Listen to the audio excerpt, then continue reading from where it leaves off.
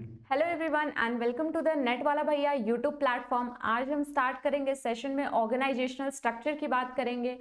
कितने टाइप्स के organisational structure होते हैं, हमारे ऑर्गेनाइजेशन में क्या रोल प्ले करता है ये स्ट्रक्चर। तो चलिए, सेशन स्टार्ट करने से पहले मैं बता दूं कि अगर आपको इससे रिलेटेड पीडीएफ और नोट्स चाहिए तो आप जुड़ जाइए टेलीग्राम चैनल पर नेट वाला भैया, जहाँ पे आपका इसका पीडीएफ नोट शेयर हो जाएगा, तो आप इसको थॉरली क्लास के बाद देख सकते हैं। तो चलिए स्टार्ट करते हैं organisational structure. Organisational structure discuss करने से पहले बात करेंगे कि मैम स्ट्रक्चर क्या होता है। तो स्ट्रक्चर आपका टास्क को डिफाइन करता है, रोल्स रिस्पॉन्सिबिलिटी को डिफाइन करता है जिसके लिए ऑर्गेनाइजेशन में एम्प्लॉयज काम करेंगे, किस टाइप का रिलेशनशिप है मेंबर्स के बीच में, क्या चैनल ऑफ कम्युनिकेशन रहेगा, ये सारी चीजों के बारे में हमारा कहीं ना कहीं स्ट्रक्चर बताता है। तो ऑर्गेनाइजेशनल स्ट्रक्चर मतलब ऑर्गेनाइजेशन के अंदर इन चीजों को कैसे काम होंगे, ये क्या क्या टास्क होंगे, ये सब ऑर्गेनाइजेशन के स्ट्रक्चर को बताता है। तो क्या होता है, organisation structure refers to a formal and established pattern of relationship among the various part of firms और एनी ऑर्गेनाइजेशन। तो ये एक फॉर्मल आपका बोल सकते हैं कि पैटर्न है, एक जो रिलेशनशिप फॉर्म हो रहा है वो कहीं ना कहीं आपका फॉर्मल और एक एस्टैब्लिश्ड है, जिसके तहत में ये रिलेशनशिप एम्प्लॉयज या फिर मेंबर्स जो है ऑर्गेनाइजेशन के अंदर उनके अंदर फॉर्म हो रही है। तो अब ऑर्गेनाइजेशन स्ट्रक्चर, अब जैसे कि मैंने बोला कि स्ट्रक्चर क्या होता है, जहाँ पे आपका टास्क वगैरह डिफाइन होता है, जो कि मैंने यहाँ पे मेंशन कर दिया है, वर्क रोल्स हो गया, relationships, channel of communication, division of work जो मेंबर्स के बीच में हम करते हैं ऑर्गेनाइजेशन के अंदर। तो चलिए डिफाइन करते हैं कि ऑर्गेनाइजेशनल स्ट्रक्चर को और किस किस तरीके से हम समझ सकते हैं। स्ट्रक्चर स्ट्रक्चर मैम क्या हुआ, अब ऑर्गेनाइजेशन में कोई स्ट्रक्चर फॉर्म हो रहा है तो उसका क्या मतलब हुआ। अब जो ऑर्गेनाइजेशन के अंदर स्ट्रक्चर फॉर्म हो रहा है दैट मीन्स कि वो जो टास्क और रिस्पॉन्सिबिलिटीज है वो कहीं ना कहीं हम डिवाइड कर रहे हैं अपने सबॉर्डिनेट्स को, जिसके तहत सबॉर्डिनेट्स या एम्प्लॉयज को काम करना है ऑर्गेनाइजेशन के अंदर। तो the structure is defined as the organisational chart और जॉब डिस्क्रिप्शंस। जैसा कि मैंने बोला, एक फॉर्मल रिलेशनशिप फॉर्म होंगे वहां के मेंबर्स के बीच में, एम्प्लॉयज जो ऑर्गेनाइजेशन के अंदर काम कर रहे हैं। उसी तरीके से आप इसमें समझ सकते हो, ऑर्गेनाइजेशनल स्ट्रक्चर में मैंने डिटेल में बता दिया है कि क्या होता है। तो चलिए स्टार्ट करते हैं ऑर्गेनाइजेशनल स्ट्रक्चर में कि मैम कौन कौन से टाइप्स ऑफ ऑर्गेनाइजेशनल स्ट्रक्चर होते हैं जिससे क्वेश्चंस हमें एग्जाम में बनते हैं। तो सबसे पहले हो गया आपका formal and informal organisational structure. The word here tells you about that organisational structure की क्या बन रहा है। फॉर्मल से तो आप पूरे तरीके से समझ रहे हो कि एक स्ट्रिंजेंट रूल्स एंड रेगुलेशंस से चलेंगे। इनफॉर्मल जहाँ पे हो सकता है कि वो रूल्स एंड रेगुलेशंस ना हो के एक इनफॉर्मल रिलेशन, एक फ्रेंडली रिलेशनशिप फॉर्म हो रहा है ऑर्गेनाइजेशन के अंदर ना। सपोज अगर हम फॉर्मल ऑर्गेनाइजेशन की बात करें कि किस तरीके से एक फॉर्मल ऑर्गेनाइजेशन फॉर्म होता है ऑर्गेनाइजेशन के अंदर, तो जो फॉर्मल ऑर्गेनाइजेशन होता है वो कहीं ना कहीं आपका एक हायरार्की में चलता है, कहीं ना कहीं एक हायरार्की फॉलो करेगा ऊपर से नीचे तक पूरा। तो ये टॉप से आपका धीरे धीरे धीरे धीरे करके ये लोअर लेवल पे जाएगा। नाउ सपोज, अब इसमें क्या किस तरीके से हम इसको समझ सकते हैं, if you and your colleagues decided to meet every Saturday evening for 1 hour. अब आपने डिसाइड किया, आप जिस ऑर्गेनाइजेशन के अंदर काम कर रहे हो, आपने सोचा कि चलो यार ये मेरा कलीग है, और आजकल ऐसा होता है कि ऑर्गेनाइजेशन में जो कलीग्स होते हैं वो कहीं ना कहीं हमारे फ्रेंड्स भी बन जाते हैं काम करते करते के साथ। तो कहीं ना कहीं हम उनके साथ भी आउटिंग्स प्लान करते हैं। हो सकता है कि हमने प्लान कर लिया वीकेंड्स में यहाँ चलते हैं, चलो मूवी देखने चलते हैं, गेमिंग जोन में चलते हैं। तो ये जो आप प्लानिंग कर रहे हो और अपने कलीग्स के साथ ऑफिस के बाहर मिल रहे हो, आउटिंग्स के लिए मिल रहे हो, काइंड ऑफ हॉलीडे वेकेशंस के लिए अगर मिल रहे हो, तो ये कहीं ना कहीं आपके कलीग के साथ आपका इनफॉर्मल रिलेशन फॉर्म हो रहा है, कहीं ना कहीं फ्रेंडली रिलेशनशिप फॉर्म हो रहा है आप दोनों के बीच में। तो एक ऐसा भी स्ट्रक्चर ऑर्गेनाइजेशन के अंदर हमें देखने को मिलता है। हमेशा जरूरी नहीं है कि आप वही रिजिड नॉर्म्स पॉलिसीज के साथ ऑर्गेनाइजेशन में चल रहे हो। तो उसी को बोलते हैं हमारा कि इनफॉर्मल ऑर्गेनाइजेशन, जहां पे आप आपस में एक रिलेशनशिप फॉर्म कर पा रहे हो outside of that formal zone, तो वो आपका इनफॉर्मल रिलेशनशिप हो गया, इनफॉर्मल ऑर्गेनाइजेशन के अंदर वो आएगा।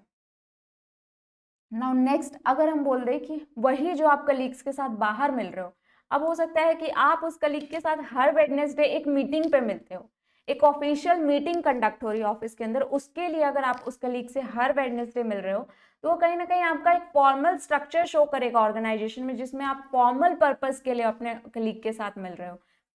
तो यही डिफरेंस है फॉर्मल इनफॉर्मल में। एक रिलेशनशिप जो बिल्ड होता है वो फॉर्मल भी बिल्ड हो सकता है, इनफॉर्मली भी बिल्ड हो सकता है अपने कलीग्स के साथ, या बोल सकते हैं अपने एम्प्लॉयज सबऑर्डिनेट्स के साथ।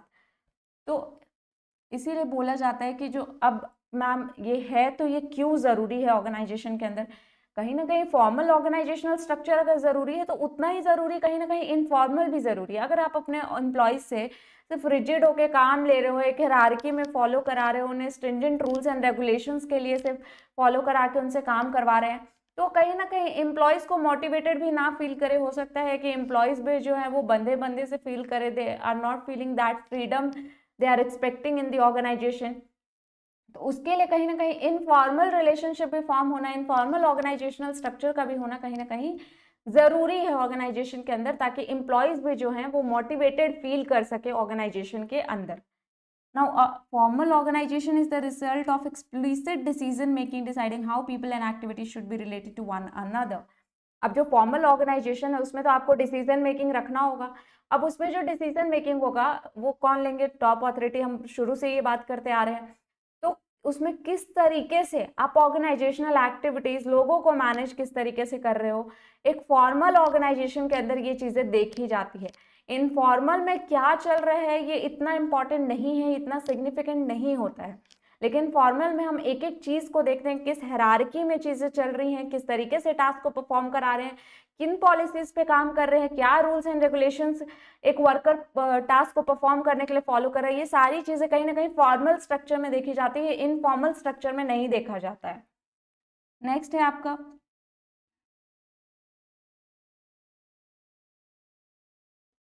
अब बात करें कि फॉर्मल स्ट्रक्चर।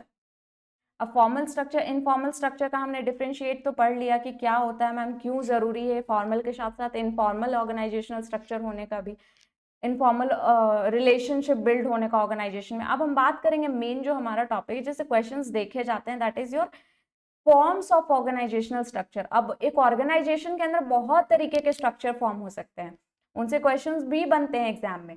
तो अब हो सकता है कि एक ऑर्गेनाइजेशन में जो स्ट्रक्चर्स या काम करने का तरीका है वो बहुत तरीके से हो सकता है।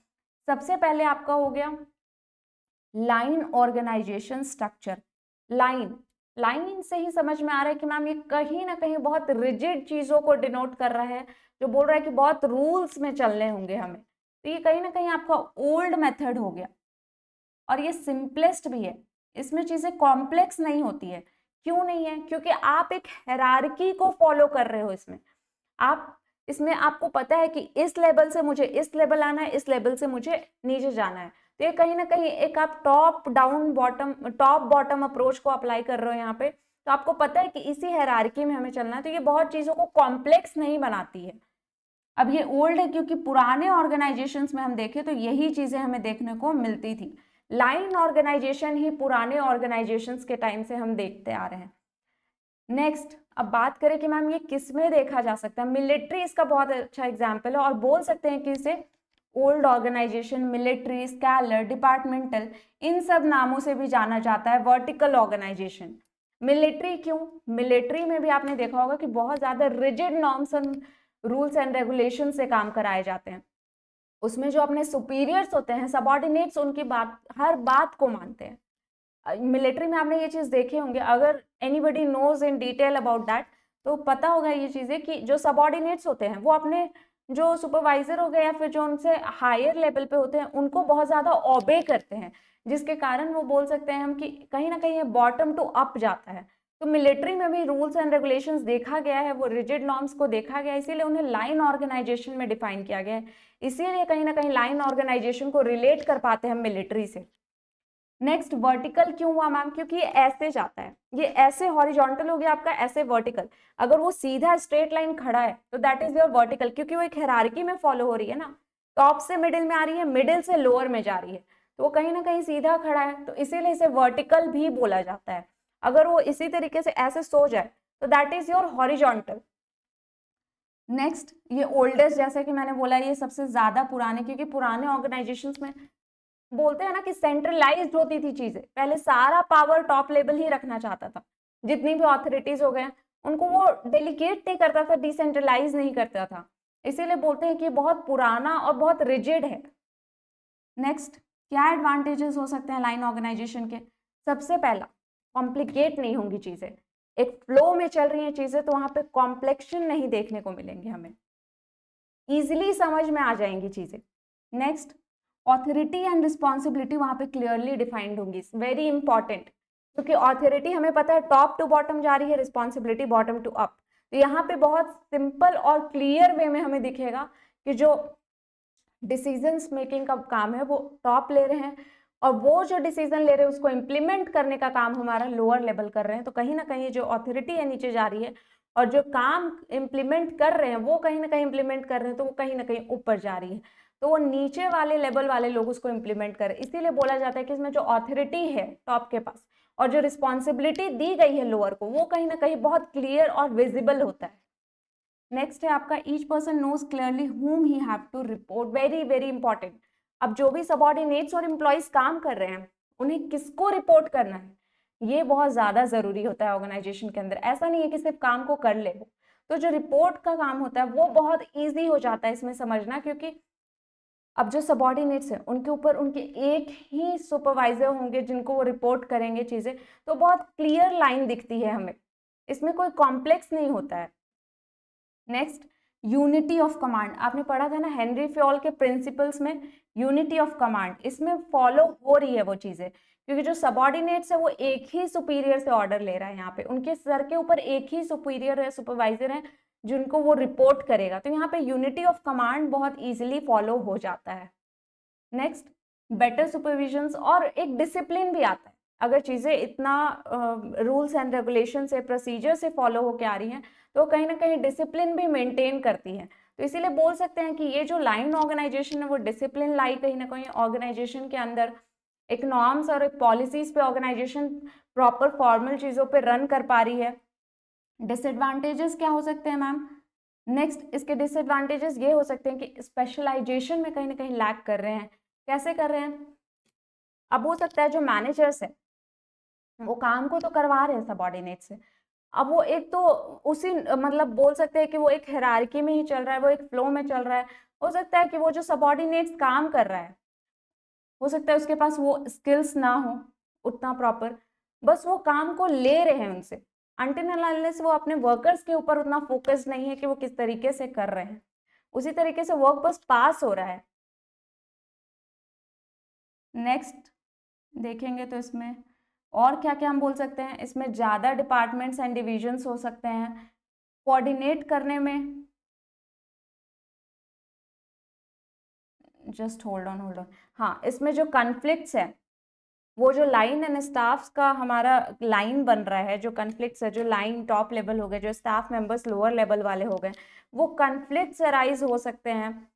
अब कैसे होंगे मैम? वो एक ही हायरार्की में तो चल रहा है, ऊपर कुछ हुआ नीचे कुछ हुआ, तो वो कहीं ना कहीं कॉन्फ्लिक्ट अराइज होंगे दो बॉडीज, दो लेवल के बीच में। नेक्स्ट आपका है फंक्शनल ऑर्गेनाइजेशनल स्ट्रक्चर। फंक्शनल मतलब डिफरेंट डिफरेंट फंक्शंस की बात कर रहा है, फंक्शनल से ही वर्ड आ जाता है आपका, जो भी ऑर्गेनाइजेशंस के अंदर फंक्शंस परफॉर्म हो रहे हैं, एचआर फंक्शंस हो गए, मार्केटिंग फंक्शंस हो गए, अकाउंटिंग फंक्शंस, बहुत सारे फंक्शंस होते हैं जो कि परफॉर्म होते हैं ऑर्गेनाइजेशन के अंदर, फाइनेंस फंक्शंस, ये सारे फंक्शंस को जो परफॉर्म करते हैं ऑर्गेनाइजेशन में, इनके ऊपर जो मैनेजर्स रिक्रूट होते हैं, जो बनते हैं, तो कहीं ना कहीं फंक्शनल ऑर्गेनाइजेशनल स्ट्रक्चर उसी को डिफाइन करता है कि जो ऑथोरिटी है वो कहीं ना कहीं उन फंक्शनल मैनेजर्स के ऊपर चले जाते हैं, जो भी हर एक फंक्शंस के, हर एक डिपार्टमेंट के अपने अपने मैनेजर्स अलाइंड होंगे, उन मैनेजर्स के ऊपर कहीं ना कहीं ये ऑथोरिटी चली जाती है। तो अब इसमें क्या, हम इसमें क्या और समझ सकते हैं, the organisation is divided into a number of functional areas, जो मैंने बोला, organisation has a grouping of activities in accordance with the functions of an organisation. जो मैंने बोला अभी, इतने सारे functions, different different kind of functions होते हैं ऑर्गेनाइजेशन के अंदर, एक फंक्शंस के अंदर तो ऑर्गेनाइजेशन कभी रन करेगी नहीं। अब जो आपका फंक्शनल ऑर्गेनाइजेशनल स्ट्रक्चर है वो काइंड ऑफ फॉर्मल ऑर्गेनाइजेशन ही हो गया, क्योंकि यहाँ पे क्या बोल रहा है, it is a kind of formal organization whose structure is based on organizing resources to perform a specialized task in order to attain the goals. अब इसमें क्या बोल रहा है आपका, ये फॉर्मल ऑर्गेनाइजेशन कैसे हुआ, एक फॉर्मल ऑर्गेनाइजेशन होने के पीछे इसका रीजन है कि आप जो भी फंक्शंस है ऑर्गेनाइजेशन के अंदर, जो भी डिपार्टमेंट्स है, आप उसके अकॉर्डिंग वर्कर्स को हायर कर रहे हो, वो स्पेशलाइजेशन ला रहे हो। तो जब वो स्पेशलाइजेशन ला रहे हो आप, तो उसके अकॉर्डिंग टास्क को असाइन कर रहे हो। टास्क को असाइन कर रहे हो तो गोल अटेनमेंट के लिए बहुत ईजी हो जा रहा है कहीं ना कहीं। So this structure emerges from the idea that the organization must perform certain functions. तो कहीं ना कहीं ये सब कहीं ना कहीं आपके ऑर्गेनाइजेशन के अंदर जितने भी फंक्शंस है उनकी बात कर रहा है ये, उनसे जो स्ट्रक्चर फॉर्म हो रहा है, जो भी डिपार्टमेंट्स हैं ऑर्गेनाइजेशन के अंदर, उन ऑर्गेनाइजेशन के अंदर जो डिपार्टमेंट्स में काम हो रहे हैं उसके तहत जो स्ट्रक्चर फॉर्म हो रहा है ऑर्गेनाइजेशन के अंदर, वो कहीं ना कहीं आपका फंक्शनल स्ट्रक्चर बनाता है। इसके भी एडवांटेजेस एंड अपने डिसएडवांटेजेस होंगे। सबसे पहले बात करें एडवांटेजेस क्या हो सकते हैं मैम फंक्शनल के। इट प्रमोट्स स्पेशलाइजेशन, बिल्कुल प्रमोट करेगा। आप एचआर डिपार्टमेंट में एचआर के बंदे को लाके हायर करके काम करवा रहे हो, फाइनेंस में फाइनेंस के बंदे को लाके काम करा रहे हो, तो कहीं ना कहीं आप स्पेशलाइजेशन के ऊपर बहुत ज्यादा फोकस्ड हो, तो इसीलिए कहीं ना कहीं काम को भी अच्छे से करके देंगे। तो जो आप अकॉर्डिंग टू डिपार्टमेंट्स वहां के लोगों को हायर करते हो, स्पेसिफिक एक्टिविटीज हो सकता है। ऐसा तो नहीं है कि आप मार्केटिंग वाले बंदे को एचआर में डाल दो और उनसे काम कराओ, ये तो बहुत कन्फ्लिक्टिंग हो जाएगा। तो कहीं ना कहीं आप स्पेशलाइजेशन के ऊपर बहुत ज्यादा फोकस्ड रहते हो, और कहीं ना कहीं जो इंडिविजुअल्स है ऑर्गेनाइजेशन में वो अकॉर्डिंगली परफॉर्म कर पाते हैं, क्योंकि उन्हें वही टास्क असाइन किया गया है जिसमें वो स्पेशलाइज्ड है, जिसमें उनका टैलेंट और स्किल्स है। नेक्स्ट, इनके डिसएडवांटेजेस क्या हो सकते हैं। तो सबसे पहले बात करें मोर number of departments and divisions. अब डिसएडवांटेजेस ये हो गया कि इतने सारे फंक्शंस, इतने सारे डिपार्टमेंट्स है ऑर्गेनाइजेशन के अंदर, तो ये कहीं ना कहीं चीजें क्योटिक हो जाएंगी, चीजें सही ढंग से नहीं चलेंगी। हो सकता है कि कभी यहाँ से कुछ चैलेंजेस फेस करने मिले, कुछ भी इस डिपार्टमेंट से कोई इश्यूज कंसर्न रेज हुए, तो ये कहीं ना कहीं बहुत ज्यादा रश, या बोल सकते हैं कि बहुत ज्यादा सही भी नहीं है। कंट्रोल और कोऑर्डिनेट करना बहुत डिफिकल्ट हो जाएंगे, इतने सारे फंक्शंस हैं, आप सबको मॉनिटर कैसे करोगे, कोऑर्डिनेट करना भी डिफिकल्ट है। एचआर मार्केटिंग सब mixup, might be it be, तो ये हो सकता है कि मिक्स भी हो जाए चीजें, तो कोऑर्डिनेशन बहुत मुश्किल हो जाएगा, इतने सारे फंक्शंस और ऑर्गेनाइजेशन में इकट्ठे काम कर रहे हैं। तो डिसीजंस में भी लेट हो सकता है, delay in arriving in decisions. लेकिन एक लार्ज ऑर्गेनाइजेशन की वही बात करें, अगर यहाँ पे देखें तो लिखा हुआ है it is must suitable for large organisation where there is an ample scope for specialisation. क्योंकि वहां पे अगर एक बड़ी ऑर्गेनाइजेशन है, वहां पे अगर हो सकता है कम डिपार्टमेंट्स हो, उनसे ही आप सारा काम करा ले रहे हो, तो वो कहीं ना कहीं आपको वो प्रोडक्टिविटी नहीं दे पाएगा। अगर वो छोटी ऑर्गेनाइजेशन है then it might be okay, but for the larger organisation you need to place an specialised people for that specialised departments. तो आपको उसके अकॉर्डिंग लोगों को हायर करना होगा, उसके अकॉर्डिंग उनसे काम कराना होगा, तभी कहीं ना कहीं ऑर्गेनाइजेशन के अंदर कोऑर्डिनेशन और हार्मोनी डेवलप होगा, एक कहीं ना कहीं तालमेल बैठेंगे वर्कर्स के बीच में। नेक्स्ट है आपका कमिटी ऑर्गेनाइजेशनल स्ट्रक्चर। अब जो कमिटी ऑर्गेनाइजेशनल स्ट्रक्चर है, इनके अंदर भी डिफरेंट डिफरेंट कमिटीज को डिफाइन किया गया है कि किस किस टाइप के कमिटीज स्ट्रक्चर्स होते हैं। तो इसमें क्या लिखा है, चलिए पढ़ते हैं और जानते हैं कि क्या होता है आखिर committee organisational structure. Organisational committees are quite popular at different levels. The very first is the board of director is the committee. अब जो ऑर्गेनाइजेशन है उसमें जो बीओडी होते हैं वो कमिटी हो सकते हैं। आगे मैं बताऊंगी कि इसमें कौन कौन से डिफरेंट कमिटीज है, उसमें किस किस टाइप के लोग आते हैं। देयर मे बी एग्जीक्यूटिव, ये आपका टाइप्स बता रहा है कि किस किस टाइप के कमिटी स्ट्रक्चर फॉर्म होते हैं ऑर्गेनाइजेशन के अंदर।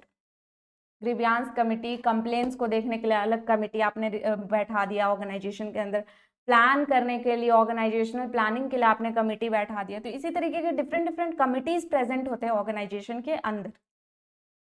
अब जो डेफिनेशन है कमिटी का वो क्या हो सकता है कि वो इतना क्लियर नहीं हो, लेकिन जो एक कमिटी होता है वो ग्रुप ऑफ पीपल से ही तो फॉर्म हो रहा है। तो कहीं ना कहीं ऑर्गेनाइजेशन के अंदर बहुत सारी टास्क इकट्ठे परफॉर्म होती है, प्लानिंग हो गया, फाइनेंस हो गया, ऑडिट हो गया, इन सब के लिए आप लोगों को बैठाओगे, उसको ही कहीं ना कहीं कमिटी बोलते हैं हम। तो ये भी एक ऑर्गेनाइजेशनल स्ट्रक्चर के ही फॉर्म में आया है हमारा। नेक्स्ट बात करते हैं कमिटी होता कितने टाइप्स के और क्या क्या होते हैं इन कमिटीज में।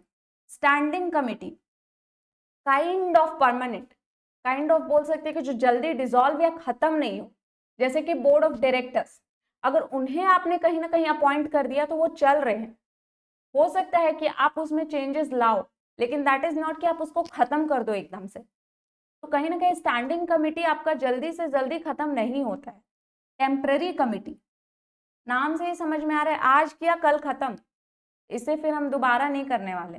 तो ये कमिटी तभी फॉर्म होती है जब हम कोई स्पेसिफिक पर्पस को मीट करना चाह रहे हैं, उसके अकॉर्डिंग हम उस कमिटी को फॉर्म करते हैं। जैसे ही वो पर्पस या हमारा गोल मीट हो गया, वो कमिटी वहीं खत्म हो जाती है। तो टेम्पररी कमिटी फॉर एग्जाम्पल हम ले सकते हैं जैसे स्ट्राइक इन द ऑर्गेनाइजेशन। जो वर्कर्स है, अगर चीजें उस अकॉर्डिंग नहीं चल रही है, वर्कर्स के अकॉर्डिंग नहीं है ऑर्गेनाइजेशन में, हो सकता है वो स्ट्राइक पे आ जाए। अब स्ट्राइक पे आएंगे, अब इट्स नॉट मैंडेट कि सिर्फ वर्कर्स ही ऑर्गेनाइजेशन के अंदर स्ट्राइक करते हैं। समटाइम्स इट मे पॉसिबल कि जो एम्प्लॉयर होते हैं वो भी ऑर्गेनाइजेशन के अंदर स्ट्राइक पे आते हैं। वो हम आगे आने वाले यूनिट्स में मैं डिटेल में बताऊंगी कि किस किस टाइप के स्ट्राइक्स होते हैं और कौन कौन इन स्ट्राइक्स को परफॉर्म कर सकता है। तो जो वर्कर्स स्ट्राइक करते हैं ऑर्गेनाइजेशन के अंदर, वो टेम्पररी होता है। जब उनका गोल मीट हो गया, वो मैनेजमेंट से उन्हें कॉम्प्रोमाइज मिल गया या जो भी वो डिमांड कर रहे वो फुलफिल हो गया, तो कहीं ना कहीं वो खत्म, तो कहीं ना कहीं वो कमिटी खत्म, तो वो स्ट्राइक भी खत्म, तो वो कमिटी भी खत्म हो जाएगी। एग्जीक्यूटिव कमिटी, एग्जीक्यूटिव कमिटी क्या होता है, जहाँ पे जो पावर होता है डिसीजन मेकिंग का, वो कहीं ना कहीं बहुत इंपॉर्टेंट होता है एक एंटरप्राइज के लिए। तो executive committee is the one that has the power to make an important decision for the enterprise. अब मैम ये डिसीजन कौन बनाएगा, टॉप। जब भी ये डिसीजन मेकिंग का बात आएगा, the most of the time the top level management will be involve in this. तो जो एग्जीक्यूटिव कमिटी है, वो कहीं ना कहीं जो पावर होता है वो किस चीज के लिए दिया जाता है, डिसीजन लेने के लिए एक एंटरप्राइज के अंदर, उसके लिए भी एक कमिटी फॉर्म होती है जिसमें उन इंडिविजुअल्स को पावर दिया जाता है कि वो डिसीजन मेकिंग ले सके। तो वो कहीं ना कहीं बोर्ड ऑफ डायरेक्टर्स के पास हो सकता है, सीईओज के पास हो सकता है, ये टॉप लेवल के होते हैं जिनके पास ये सारे पावर ऑथोरिटीज दी जाती है। एडवाइजरी कमिटी, अब ये एडवाइजरी नाम से ही सजेस्ट हो रहा है यहाँ पे कि कहीं ना कहीं सजेशंस, नाम ही इसका इंडिकेट कर रहा है एडवाइस देना, सजेशन देना। आप अपने फ्रेंड को एडवाइस दे सकते हो, फैमिली मेंबर्स किसी को भी एडवाइस दे सकते हो, कहीं ना कहीं आप सजेशंस देते हो उनको। तो यहाँ कहीं ना कहीं आपके पास वो डिसीजन लेने का पावर नहीं है आपके हाथ में। सपोज मैं आपको सजेशन दे रही हूँ कि आपको जेआरएफ इन मैनेजमेंट करना चाहिए, that will be good for you, वो आपके लिए better scope in future open कर देगा। मैं आपको सजेशन दे रही हूँ, मेरे अंदर ये डिसीजन तो नहीं है कि मैं आपसे वो जेआरएफ करवा ही लूँ मैनेजमेंट के अंदर। तो कहीं ना कहीं वो डिसीजन, वो पावर नहीं होता है एक इंडिविजुअल के हाथ में जिसके लिए वो on the behalf of other people वो उसके लिए डिसीजन ले सके। Next is your formal committee. Formal बिल्कुल इजी, हम स्टार्टिंग से पढ़ रहे हैं, एक रूल नॉर्म्स के तहत ऑर्गेनाइजेशन में काम हो।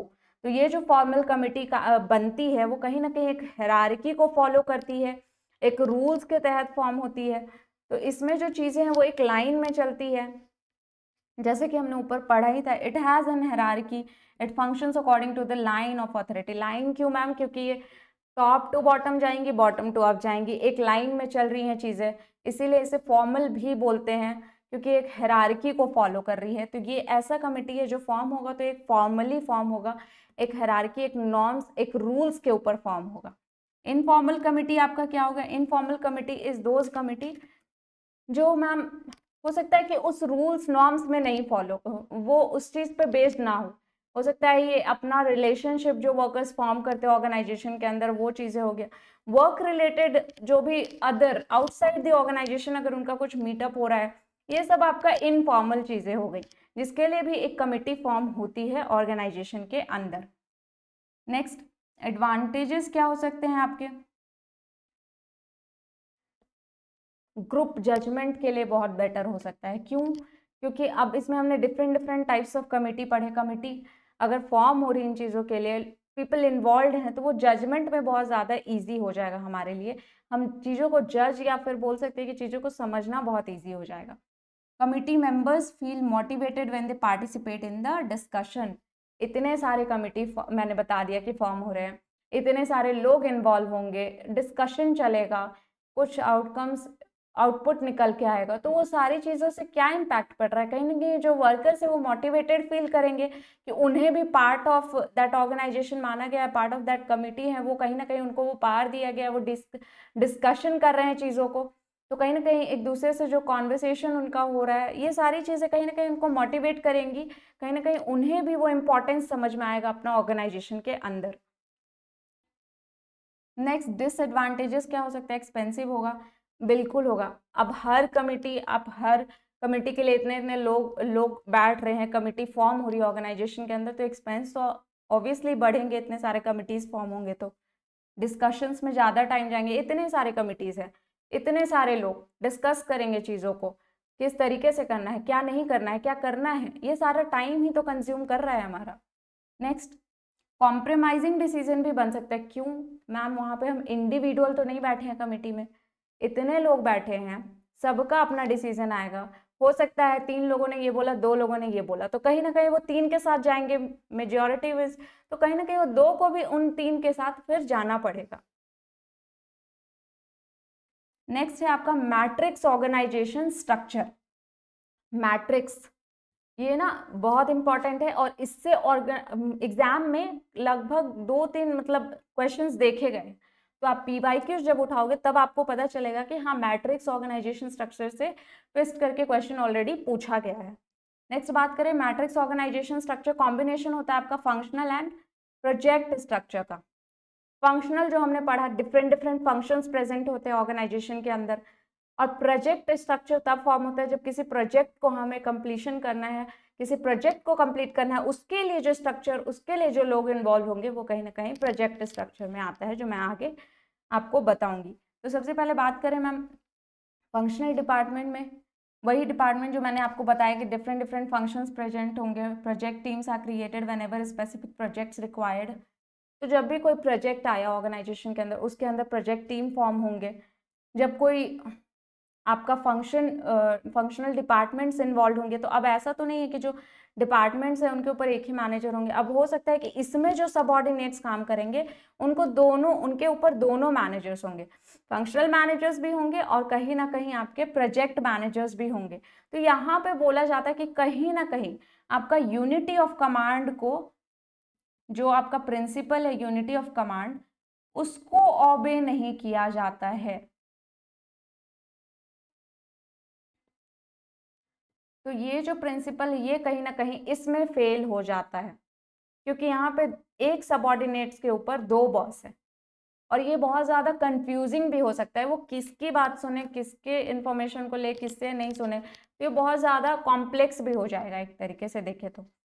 लेकिन मैम हो सकता है कि 2 हैं लेकिन उनके कुछ अपने इंपॉर्टेंस या फिर अपने एडवांटेज भी तो होंगे, बिल्कुल होंगे, मोटिवेटेड हो रहेंगे जो ऑर्गेनाइजेशन के अंदर एम्प्लॉयज़ काम कर रहे हैं, कम्युनिकेशन को प्रमोट करेगा, दोनों से वो कॉन्वर्सेशन चल रही है उसके वर्कर्स की, फंक्शनल मैनेजर से वहाँ प्रोजेक्ट मैनेजर, दोनों को कोऑर्डिनेट कर रहा है, तो कहीं ना कहीं वो कम्युनिकेशन को प्रमोट कर रहा है ऑर्गेनाइजेशन के अंदर।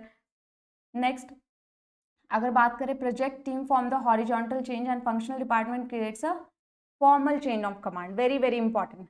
अब प्रोजेक्ट टीम हॉरिजॉन्टल ऐसे हो गया, आपका फंक्शनल वर्टिकल ऐसे हो गया, चेन ऑफ कमांड फॉलो कर रहा है ना, क्योंकि डिफरेंट डिफरेंट फंक्शंस है, वो उसे अकॉर्डिंग हायरार्की में चलेंगे ना। तो उसी तरीके से बोला जाता है जो प्रोजेक्ट टीम है वो तो ऐसे चलेंगी, लेकिन जो आपका फंक्शनल है वो सीधा चलेंगी, इसीलिए उन्हें वर्टिकल में बोला गया। हो सकता है एग्जाम में इससे भी क्वेश्चन ट्विस्ट करके पूछ दे कि कौन से हॉरिजॉन्टल चेन ऑफ कमांड को फॉलो करते हैं और कौन से आपके functional chain of vertical chain of command को फॉलो करते हैं। तो ये आपको याद रखना होगा, इसको भी आप इंपॉर्टेंट में मार्क कर सकते हो सकता है इससे भी क्वेश्चन आ जाए एग्जाम में। नेक्स्ट, डिसएडवांटेजेस क्या होंगे इसके, सबसे पहले जैसे कि मैंने बोला था यूनिटी ऑफ कमांड का जो प्रिंसिपल है ये इसके अगेंस्ट जा रहा है, कहीं ना कहीं यहाँ पे फेल हो जा रहा है वो चीज़। डुअल कमांड जो कन्फ्लिक्ट, कन्फ्यूजन, ये सारी चीज़ों को अराइज करेगा। क्विक डिसीजन पॉसिबल नहीं है क्योंकि यहाँ पे एक हेड के ऊपर 2 सर और हैं, एक सर के ऊपर 2 सर और, ज़्यादा कन्फ्लिक्ट, ज़्यादा कॉम्प्लेक्स हो जाएंगी चीज़ें। प्रोजेक्ट ऑर्गेनाइजेशनल स्ट्रक्चर क्या होते हैं, अब जो प्रोजेक्ट स्ट्रक्चर फॉर्म हो रहा है वो कहीं ना कहीं जो प्रोजेक्ट अराइज हो रहा है ऑर्गेनाइजेशन में उसके लिए फॉर्म हो रहा है। आइए देखते हैं इसमें क्या होता है। A team of specialists from the different area is created for each project. Usually this team is managed by a project manager. जितने भी स्ट्रक्चर फॉर्म हो रहे हैं ऑर्गेनाइजेशन में, हर स्ट्रक्चर के ऊपर अपने एक मैनेजर होते हैं. फंक्शनल में भी हर एक फंक्शन जो डिपार्टमेंट है उनके ऊपर एक मैनेजर. उसी तरीके से प्रोजेक्ट के लिए भी प्रोजेक्ट मैनेजर होते हैं जो काम को करवा रहे हैं. तो इसमें बोला गया है कि जो ये होते हैं consist a number of horizontal organisational units to complete. अब जो ये होते हैं ऑर्गेनाइजेशन में इतने सारे यूनिट्स, इतनी सारी चीजें हैं, वो सब को इकट्ठे करके तब वो कहीं ना कहीं कॉम्प्लीशन ऑफ प्रोजेक्ट के ऊपर काम कर पाते हैं. तो project organisational structure specifically project के पर्पस को मीट करने के लिए फॉर्म होता है. जब वो पर्पस मीट हो जाएगा, प्रोजेक्ट कंप्लीशन हो जाएगा, तो ये कहीं ना कहीं उसी को रिफ्लेक्ट करता है. इसके एडवांटेजेस क्या हो सकते हैं? इंडिविजुअल प्रोजेक्ट्स को सूट करते हैं. स्पेशलाइज्ड नॉलेज स्किल हो सकता है जो भी, क्योंकि हम अगर किसी प्रोजेक्ट को परफॉर्म कर रहे हैं उससे रिलेटेड हमारे पास स्किल्स ही नहीं है, नॉलेज ही नहीं है, तो फिर हम कैसे परफॉर्म करेंगे? तो उसके रिगार्डिंग हमारे पास स्किल्स नॉलेज होते हैं. रिस्पॉन्सिबिलिटीज़ को फिक्स करता है, इंडिविजुअल जो है उनके ऊपर काम करते हैं. डिसएडवांटेजेस भी हो सकते हैं इनके अपने. प्रोजेक्ट मैनेजर, अब इनमें क्या हो सकता है? डिसीजन मेकिंग डिफिकल्ट हो सकता है. टाइम जो within which the project has to be completed will put pressure on every individual. अब जो प्रोजेक्ट है, अब ऐसा तो नहीं है कि अगर किसी ऑर्गेनाइजेशन के अंदर प्रोजेक्ट आई है तो वो किसी बिना डेडलाइन के आ जाए. हो सकता है उसके ऊपर डेडलाइन हो, उसके अकॉर्डिंग जो एम्प्लॉयज़ हैं उनको प्रेशर दिया जाएगा, उसके अकॉर्डिंग उनसे काम कराया जाएगा. ये कहीं ना कहीं डिसएडवांटेज है. उनको प्रेशर आ रहा है ना वर्कर्स को ऊपर से काम को करने के लिए. नेक्स्ट हो गया आपका इनफॉर्मल ऑर्गेनाइजेशन, जो मैंने ऊपर ही आपको डिस्कस कर दिया है कि क्या है. यहाँ पे कुछ डेफिनेशंस दिए गए हैं, वो आप थॉरली पढ़ लेना. जैसे कि डिस्कस कर देती हूँ मैं, इसमें आप कीवर्ड्स कैसे फाइंड आउट कर सकते हो. अब चेस्टर बर्नार्ड ने क्या बोला? An informal organisation is an aggregate of interpersonal relationship. इसमें ये हाईलाइट कर लो आप, interpersonal relationship without any conscious purpose. ये इसका कीवर्ड हो सकता है याद करने के लिए. इसी तरीके से और भी डेफिनेशन है, आप उसमें कीवर्ड फाइंड आउट करके याद कर सकते हो. फीचर्स क्या हो सकते हैं इनफॉर्मल के? Exist in every organisation. जैसे कि मैंने बोला, अगर फॉर्मल ऑर्गेनाइजेशन है तो इनफॉर्मल भी होना ज़रूरी है. एम्प्लॉयज़ को फ्रीडम मिलना चाहिए, एम्प्लॉयज़ मोटिवेटेड फील करने चाहिए ऑर्गेनाइजेशन के अंदर काम करने के लिए. ऐसा ज़रूरी नहीं है कि आप हमेशा रूल्स, रेगुलेशंस, पॉलिसीज, नॉर्म्स के अकॉर्डिंग ही काम करो. नेक्स्ट, ये मैंने इन डिटेल कवर कर दिया. फॉर्मल इनफॉर्मल क्या होता है ये आप देख लेना. अब बात करें स्पैन ऑफ कंट्रोल, बहुत बहुत इंपॉर्टेंट, इससे भी क्वेश्चन देखा गया एग्जाम में. स्पैन ऑफ कंट्रोल क्या हुआ ma'am? Control, monitoring, span, management. अब जो मैनेजमेंट है वो कितने टाइप के कंट्रोलिंग या मॉनिटरिंग कर सकते हैं? एक वाइड मैनेजमेंट हो सकता है, नैरो मैनेजमेंट हो सकता है, जो कि मैं इसमें बताऊंगी इन डिटेल. नैरो, एक आपका वाइड हो सकता है. जो नैरो होता है वो कहीं ना कहीं ऐसा होगा आपका वर्टिकल में, वाइड वाला आपका कहीं ना कहीं फ्लैट होगा, तो वो कहीं ना कहीं हॉरिजॉन्टल होगा. तो स्पैन ऑफ कंट्रोल वही, इससे क्या बोलते हैं? It is also called as span of management. जो मैंने बोला, मैनेजमेंट के अंदर कितने लोग काम कर रहे हैं, कितने सबऑर्डिनेट्स हैं उनके नीचे, उसके अकॉर्डिंग डिसाइड होता है कि कौन सा स्पैन ऑफ मैनेजमेंट है इन दोनों में से. तो सबसे पहले बात करें, span of management refers to the number of subordinates a manager can effectively handle. एक मैनेजर को कितने सबऑर्डिनेट्स दिए गए, कितना वो हैंडल कर रहा है. A manager will be able to perform his basic work of guiding his subordinates and making them work only if he has the right number of subordinates under him. अब suppose करो एक newly manager को आपने higher किया. अब उसके अंदर आप अचानक से 20 सबऑर्डिनेट्स को लगा दो काम करने के लिए. हो सकता है वो उस तरीके से चीज़ों को मैनेज नहीं कर पाए. अब वो एक्सपीरियंस्ड मैनेजर है, उसके अंदर अगर वो पहले से ही जहाँ पे काम करके आया है वहाँ से वो पहले से ही 10 सबऑर्डिनेट्स को हैंडल कर रहा होगा. आप अचानक से उसे 15-20 भी दे दोगे तो हो सकता है कि he will handle in the best way. लेकिन जो आप नए मैनेजर को हायर कर रहे हो, जो फ्रेशी है, जिसके पास कोई एक्सपीरियंस नहीं है, उसको आप अचानक से इतने सबऑर्डिनेट्स दे दोगे तो हो सकता है वो उस तरीके से प्रॉपरली उनको हैंडल नहीं कर पाए. तो ये बहुत ज़्यादा ज़रूरी है कि आप किस तरीके से मैनेजमेंट के अंदर सबऑर्डिनेट्स को रखते हो, कितने सबऑर्डिनेट्स को रखना चाहिए. जो मैंने ऊपर डिस्कस किया, wider span and narrow span. अब ये जो आपका डायग्राम है ये किस टाइप का मैनेजमेंट है मैम, ये क्या शो कर रहा है, ये आपका नैरो है।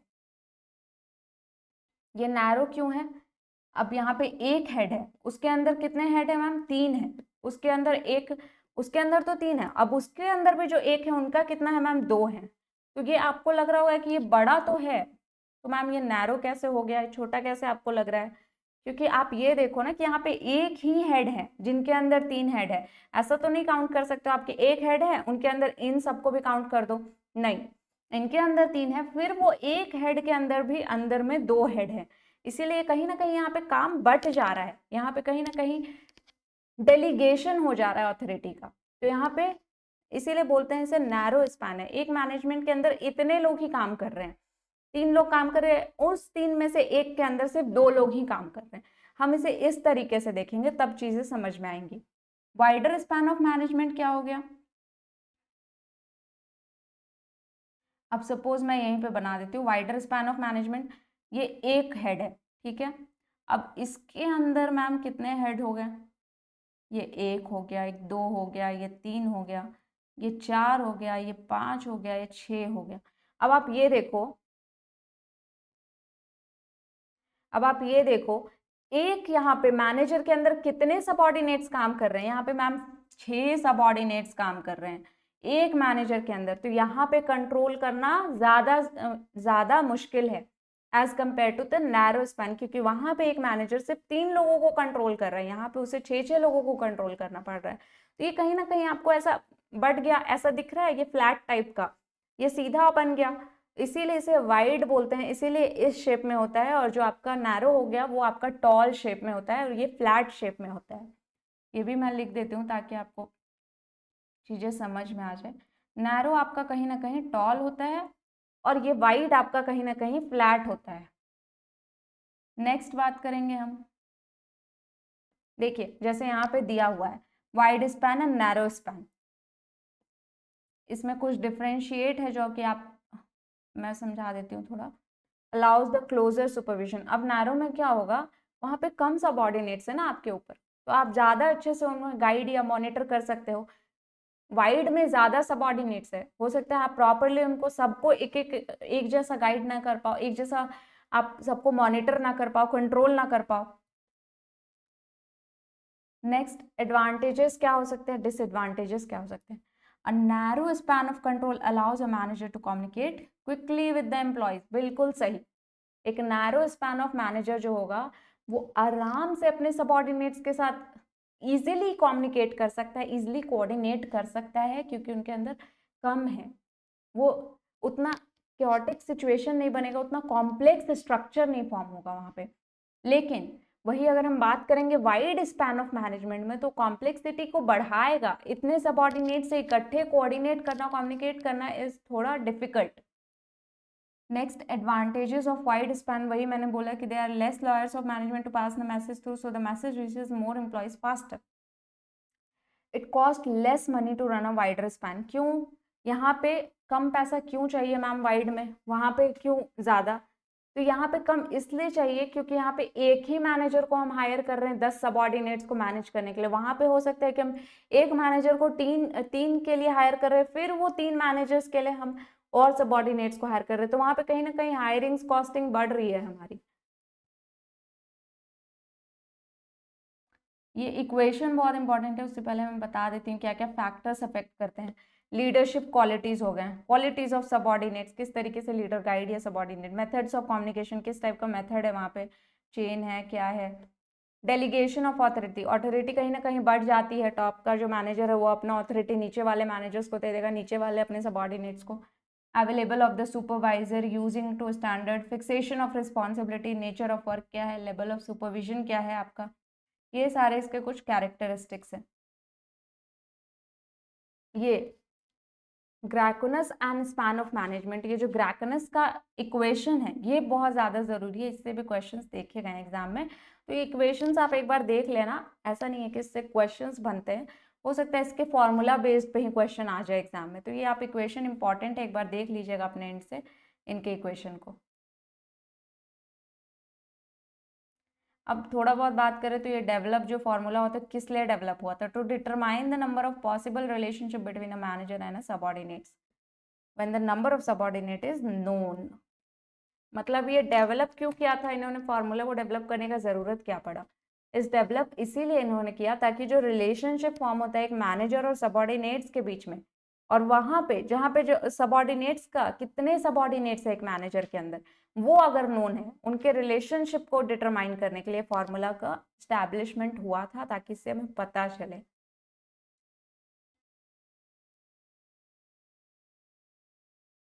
सो नेक्स्ट क्लास में हम डेलीगेशन, ऑथोरिटी एंड रिस्पॉन्सिबिलिटी को डिस्कस करेंगे कि ये क्या होता है, क्योंकि ये थोड़ा सा कॉम्प्लेक्स और बोल सकते हैं थोड़ा सा पजल्ड है, तो चीज़ें शायद आज आपको एक बार में चीज़ें ना समझ में आए, तो उसको मैं नेक्स्ट क्लास में अच्छे से बताऊंगी, क्योंकि इसमें अक्सर बच्चे फंसते हैं।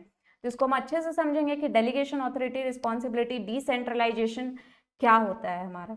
तो आज के लिए thank you so much everyone, और तब तक के लिए stay connected with the net वाला भैया। आने वाले सेशंस में हम डेलीगेशन, ऑथोरिटी, रिस्पॉन्सिबिलिटी को देखेंगे, डिसेंट्रलाइजेशन को देखेंगे, डिफ्रेंशिएट करेंगे डेलीगेशन और डिसेंट्रलाइजेशन कैसे अलग है, ऑथोरिटी में क्या दिया जाता है, रिस्पॉन्सिबिलिटी, अकाउंटेबिलिटी, इन सारी चीज़ों को डिटेल में कवर करेंगे।